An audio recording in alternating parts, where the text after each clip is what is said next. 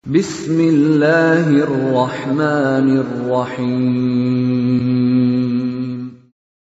Waltakum minkum ummatun yad'una ilal khairi wa ya'muruna bil ma'rufi wa yanhauna 'anil munkar. Assalamualaikum warahmatullahi wabarakatuh. Alhamdulillah wassalatu wassalamu ala rasulillah ma ba'd. Allah berfirman, wajahidu bi amwalikum wa anfusikum. Berjuanglah kalian, berjihadlah kalian melalui hartamu dan dirimu. Hampir semua ayat-ayat berjuangan dan pengorbanan itu dimulai dengan bi amwalikum, harta kalian, harta kalian. Saya mengajak secara praktis dan kami sudah buktikan. Rp1.000 itu bisa luar biasa dahsyat. Bisa beli mobil, bisa buat kuburan, ya, bisa membangun masjid. Uang 1.000. Mari kita satukan uang 1.000 kita. Nanti kami jemput di rekening ini, insya Allah bisa kita buat. Di rekening ini, insya Allah kita buat sebuah kekuatan umat dengan Rp1.000. Rp1.000 dahsyat. Saya mengajak, mari kita buktikan. Assalamualaikum warahmatullahi wabarakatuh. Alhamdulillah, alhamdulillah sekalian. Tidak ada pemberian seorang muslim yang paling terbesar sesamanya muslim melainkan saling mengingatkan pada jalan yang benar. Karena banyak jalan Pak di dunia ini. Ada jalan yang Allah ridhoi dan ada jalan yang Allah murkai. Pilihan itu selalu terbuka lebar buat kita dua. Apakah memilih yang benar atau memilih yang salah? Maka wajib seorang muslim mengingatkan saudaranya untuk mengingatkan ini yang benar, ini yang salah. Nah, itu kita menjadikan doa tertinggi dalam doa hidup kita yang diulang 17 kali di surah yang paling mulia, surah Al-Fatihah. Kita meminta ihdinas siratal mustaqim. Ya Allah, bimbing kami, arahkan kami, pandu kami untuk berada pada jalanmu, siratal mustaqim. Dan siratal mustaqim itu tidak lain adalah jalan Quran. Ketika disebut al-mustaqim, pasti berkaitan dengan Quran, pasti berkaitan dengan sunnah, dan pasti berkaitan dengan Islam itu sendiri. Maka belajar tentang Islam adalah kewajiban dari sekian banyak kewajiban yang tertinggi dalam kewajiban kita. Karena tidak mungkin doa kita ini mau dikabulkan berada pada ihdinas siratal mustaqim kalau kita tidak mau mengambil ilmu. Maka kemuliaan manusia ada pada kemauannya dia belajar. Kebaikan manusia ada pada kemauannya dia mau mengambil ilmu. Nah, itu sering kita bacakan hadis, may yuridillahu bihi khaira yufaqihu fiddin.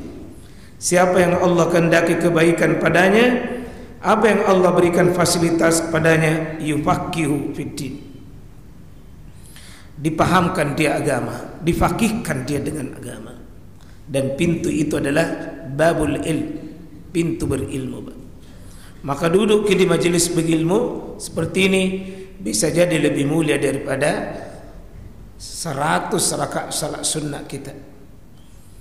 Karena bagaimana mau ibadah benar kalau tidak diilmui? Bagaimana tahara kita benar? Bagaimana wudu kita benar? Mandi kita, tayamum kita, salat wajib kita, salat sunnah kita. Bagaimana kita mau menjadi makmum yang benar? Bagaimana menjadi imam yang benar?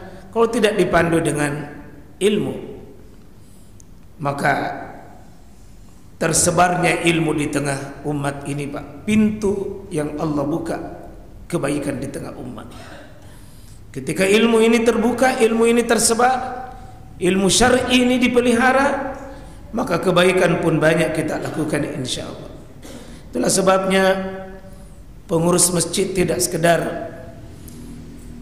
menyibukkan jamaah belajar, tapi harus juga dibimbing dalam prosesi majelis ilmu. Kita terima kasih kepada pengurus masjid sudah ngambil bagian ini ya. Insyaallah sebagai sebuah ikhtiar untuk mendekatkan jamaah itu bukan cuma sekedar beribadah, Pak. Seperti Nabi katakan, sallu kama ra'aitumuni usolli. Salatlah kamu bukan cuma sekedar salat. Karena dalam riwayat, Pak, Imam Abu Daud menyebutkan bahwa ada orang 60 tahun ibadah salat, tapi salatnya ditolak. Karena dia salat sesuai dengan maunya, sesuai perasaannya, sesuai dengan kebiasaannya. Sementara salat ini ibadah, dan ibadah itu syaratnya, Pak, maunya Allah, maunya Rasulnya. Maka tidak bisa tanpa ilmu. Jangan kita mengulangi kesalahan itu. Sebagaimana dalam hadis yang cukup panjang dicatat oleh Imam Bukhari dan Imam Muslim di kitab Sahihnya, dikeluarkan oleh Bukhari dan Muslim masing-masing di kitab Sahih, bahwa ada orang yang salatnya cukup lama, tetapi Nabi mengatakan, irji fasalli, ulangi salatmu, fa innaka lam tusalli, karena anda hakikatnya belum salat. Padahal 3 kali, Pak, dia ulangi salatnya itu, ya udah salah sama marat, 3 kali dia ulangi salatnya, tapi Nabi mengatakan, irji fasalli, ulangi salatmu karena anda belum salat.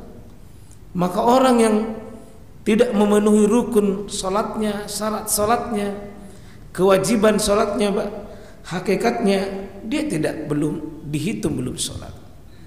Untuk itu jemaah sekalian, jangan mengandalkan kita punya ibadah sebelum kita tekuni dalam belajar tentang ilmu. Itulah pesan guru kita Imam Al-Bukhari, al-ilmu qabla al-amal. Maka berilmulah kalian sebelum beramal. Berilmu kalian sebelum beramal. Termasuk ilmu tentang masjid, ilmu tentang ibadah,